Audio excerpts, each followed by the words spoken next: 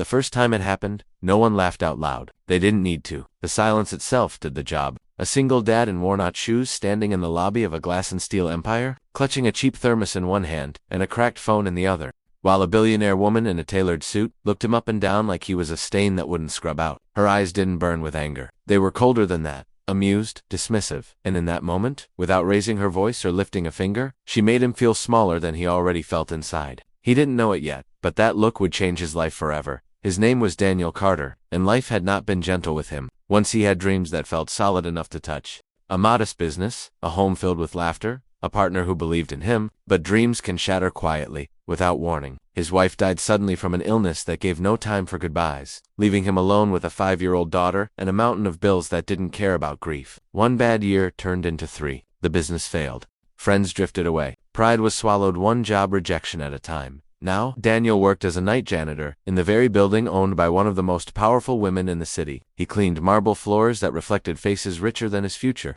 wiped fingerprints off glass walls he'd never sit behind, and emptied trash cans filled with things people threw away without thought. Every morning, before going home to wake his daughter for school, he passed through the lobby just as executives arrived, smelling of expensive cologne and confidence. And every morning, she was there. Her name was Victoria Hale, billionaire, tech mogul, media favorite, the kind of woman whose name alone opened doors and closed mouths. She had built her empire from nothing, and the world admired her ruthlessness almost as much as her success. To Victoria, weakness was a flaw, and sentimentality was a disease. Life had taught her one rule: if you didn't dominate, you disappeared. She noticed Daniel almost immediately, not because he mattered, but because he didn't. His slouched posture annoyed her. His tired eyes irritated her. The way he moved quickly to stay out of everyone's way felt like an insult to the power she represented. At first, her mockery was subtle, a raised eyebrow when he passed, a sarcastic comment about hiring standards directed at no one in particular, a smirk when his cart squeaked too loudly across the floor. Daniel heard it all, felt it all,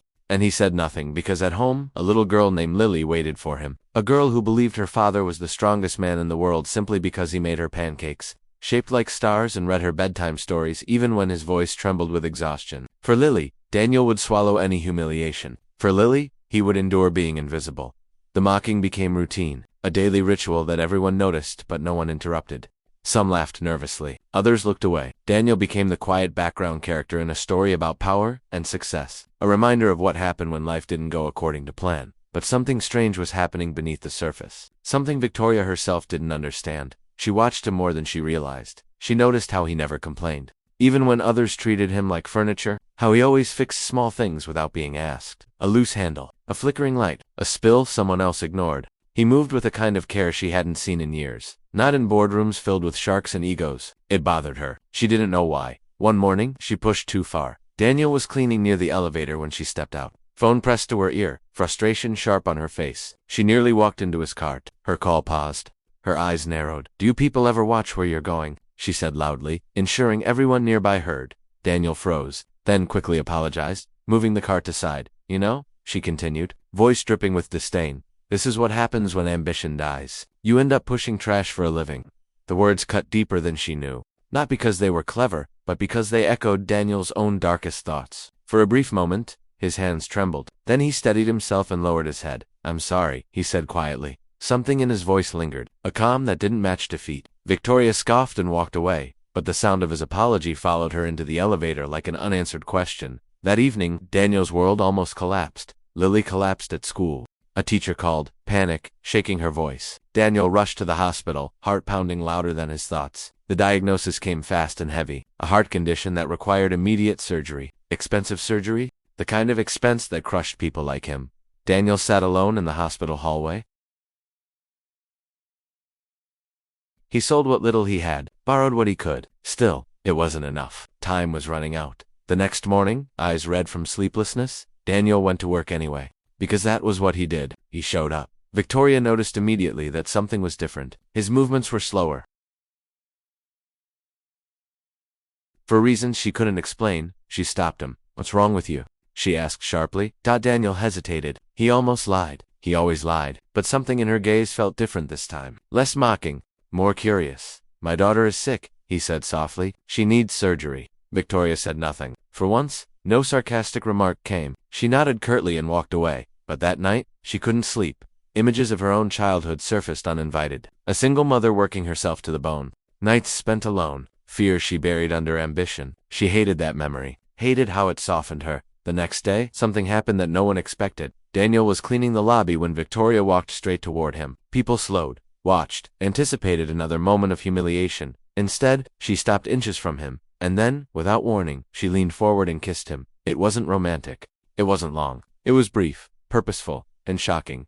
Gasps filled the room. Phones froze mid. The billionaire who mocked the janitor had just crossed a line no one could understand. Daniel stood frozen, heart racing, mind blank. Victoria straightened, eyes blazing, not with arrogance, but with defiance. "Take the rest of the week off," she said loudly. "Your daughter's surgery is covered." Silence fell like thunder. In that moment, everything changed. News spread fast. Speculation exploded. Headlines twisted the story into something scandalous. But Daniel didn't care. He was at his daughter's bedside when she came out of surgery alive, breathing, smiling weakly at him like he was her hero. Victoria visited the hospital once, just once. She didn't stay long, she didn't say much. But when she looked at Lily, something inside her cracked. Weeks passed. Daniel returned to work, but nothing felt the same. People looked at him differently. With respect, curiosity, even envy. Victoria watched him from a distance, battling emotions she hadn't allowed herself in decades. Guilt, admiration, something dangerously close to tenderness. She offered him a new job, not out of pity, but because she saw something rare in him. Integrity, resilience, quiet strength. Daniel accepted, not because of her power, but because he believed in earning a better future for Lily. As months turned into years, Daniel grew into his role, learned, failed, improved. He spoke less, listened more, and led with empathy instead of fear. Employees trusted him. Productivity soared. Victoria noticed. And slowly, so did her heart. She apologized one evening. Truly apologized. Not as a billionaire, but as a flawed human being. Daniel forgave her, not because she was powerful, but because forgiveness was how he survived. Their relationship never fit a fairy tale mold. It was messy, complicated, built on mistakes and growth. But it was real. Victoria learned that strength didn't come from crushing others, but from lifting them. Daniel learned that dignity didn't depend on status, but on character. And Lily grew up watching her father transform pain into purpose. Years later, when Daniel stood on a stage speaking about resilience, about showing up even when the world mocks you, about love changing the hardest hearts, the audience listened in silence because they knew his story. And if there's one thing this story leaves us with, it's this: never underestimate the quiet ones. And never forget that sometimes, the smallest act can rewrite an entire life. If this story moved you, inspired you, or reminded you to believe in yourself again,